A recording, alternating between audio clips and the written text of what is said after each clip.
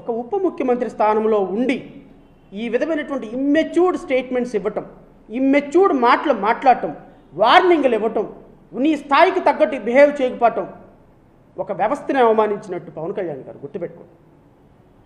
It's not correct. Tirumala Tirupati దేవస్థానంలో మీకు సంబంధం లేని అంశం మీరు అధికారికంగా ఒక ప్రకటన చేసి దీని మీద ఇన్వెస్టిగేషన్ ఆర్డర్ చేస్తున్నాం, కల్ప్రిట్స్ ఎవరో పట్టుకుంటాం, భవిష్యత్తులో ఇలాంటివి జరగకుండా మాట్లాడతామని చెప్పాలి. కానీ సనాతన ధర్మం, ఎస్సీ ఎస్టీలు, క్రిస్టియన్లు వాళ్ళు చేస్తే మీరు ఊరుకుంటారా, వీళ్ళు వస్తే ఊరుకుంటారా, వాళ్ళు వస్తే ఊరుకుంటారా అంటే కుల మతాల మధ్య చిచ్చు పెట్టేటువంటి ఒక ఉప ముఖ్యమంత్రి ఈ రాష్ట్రంలోకి వచ్చాడు అంటే ఐ ఫీల్ వెరీ బ్యాడ్. మీలాంటి వ్యక్తులుగా ఈ రాష్ట్ర ప్రజలు ఓట్లు వేసిందని నిజంగా I felt very bad.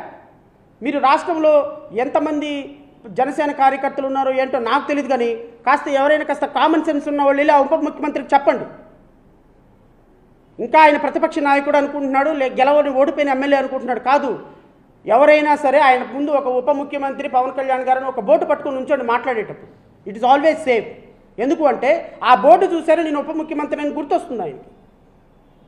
So Sugali ప్రీతి విషయంలో, ఈ ఆడపిల్లల మిస్సింగ్ కేసుల విషయంలో ఎమోషనల్ కనెక్టివిటీని ఆడపిల్లల్ని అడ్డం పెట్టుకొని మీరు ఈరోజు ఉప ముఖ్యమంత్రి అయ్యారు అని నేను అంటున్నా. ఎస్, ఆడపిల్లల విషయాన్ని అడ్డం పెట్టుకొని ఈ ఆడపిల్ల సుగాలి ప్రీతి విషయంలో న్యాయం చేస్తానని చెప్పి తుర్రమని పారిపోయినటువంటి పిరికి పందలాగా సిబిఐ ఎంక్వైరీ ఆర్డర్ ఉన్నప్పటికీ కూడా ఆ పాపకి సిఐడి ఇన్వెస్టిగేషన్ చేయించి సిఐడి ద్వారా అబద్ధాల పునాదుల మీద కట్టినటువంటి పవన్ కళ్యాణ్ గోడని ఖచ్చితంగా కూలగొట్టి తీరాల్సిందే, నో డౌట్. ఇలాంటి వ్యక్తి ఖచ్చితంగా రాష్ట్రానికి, రాష్ట్ర ప్రజలకి చాలా చాలా బ్యాడ్ సిగ్నల్ వెళ్ళే అవకాశం ఉంది. కాబట్టి ఖచ్చితంగా నేను పవన్ కళ్యాణ్ గారి విషయంలో మరొకసారి నేను వారిని కోరుతున్నా, దయచేసి మీరు ఇప్పుడు మిస్ అయిన కేసుల విషయంలో పట్టించుకోండి. గత సంవత్సరం మిస్ అయిన కేసులు మీరు అన్నట్టుగా 20,000 మంది అమ్మాయిలను తీసుకురండి. ఎక్కడున్నారు ఎవరు అమ్మాయిలను తీసుకొచ్చి ప్రజలకు అప్పచెప్పాలని డీజీపీతో రివ్యూ మీటింగ్ పెట్టి దీని మీద ఒక స్పష్టమైన ప్రకటన చేయాలి. చేయకపోతే 5 సంవత్సరాల పాటు నేను ఇదే మాట్లాడతాను.